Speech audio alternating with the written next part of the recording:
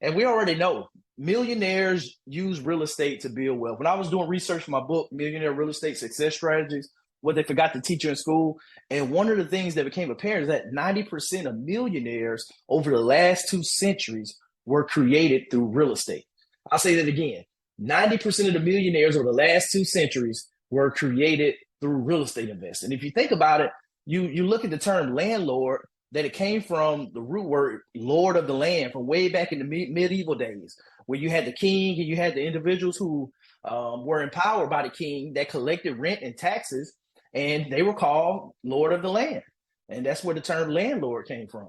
And so real estate has been around. This process of building wealth and ownership has been around for a long time, but a lot of times, and we talked about it last night, it's not readily taught. The process to go around building wealth and ownership or asset ownership is not really taught in schools. Think about it. Of all the things, worthless things that we've been taught in school, think about it. Everyone needs shelter. It's one of the, Maslow's hierarchy of needs. It's one of the top five. You need water, you need shelter. That's two of them. And think about it, like they don't even teach you how to buy a house. They don't teach you how your credit works. That's going to impact the interest that you pay on your house, your interest rate, your credit score. They don't talk about any of that stuff. That's fundamentally the number one driver for creation and wealth is home ownership, owning an asset. I can't even count up just the equity that I've been able to build up over the years with using my VA loan, 100% financing with no money out of pocket, buying my first 3 pieces of real estate as I moved around and with the Air Force. And then from there, then leveraging it up and start using hard money to fix and flip properties and keeping some as rentals and then eventually getting into apartments. That it's a process and you can truly build wealth if you know how to tap into the process and you know that you're resourceful. Mastering the Foundations of Wealth. Everybody knows Robert Kiyosaki. If no one has read Rich Dad, Poor Dad, I encourage you to read it. That was one of the pivotal books that changed my mindset, that pushed me into that transformation that I say, where I went from broke Johnny, because I had a broke person's mindset. Nothing wrong with saying broke. Broke is something temporary. It's not permanent. And I realized that my mindset was jacked up and I had to make changes if I was going to change how I showed up in the world. And so that was one of the big things that took me and pushed me to think about entrepreneurship, being a business owner, understanding how taxes are levied on W-2 earners as employees versus business owners, and how the tax code is written to incentivize people to own small business, to provide jobs. Because guess what? The government doesn't want to be in a position where they're responsible for providing a whole bunch of jobs. And so I encourage you to read it, because that's how I made that transformation from broke Johnny to woke Johnny. I'll say that again. I had to go from broke Johnny to woke Johnny, because I had to wake up that, hey, everything that they told you when they gave that piece of paper with your engineering degree, that wasn't even the tip of the iceberg. It was a trap, because I thought I was secure. I thought I was good to go. But little did I know there's a whole nother alternative universe over here about investing, building passive income, building businesses, in a way to get away to buy my time back.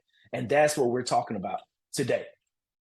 So, I'm going to bring the data. I'm going to share the data with you. But the big takeaway from this slide is Americans think long-term, the best investment is real estate. For 11 consecutive years, 34%.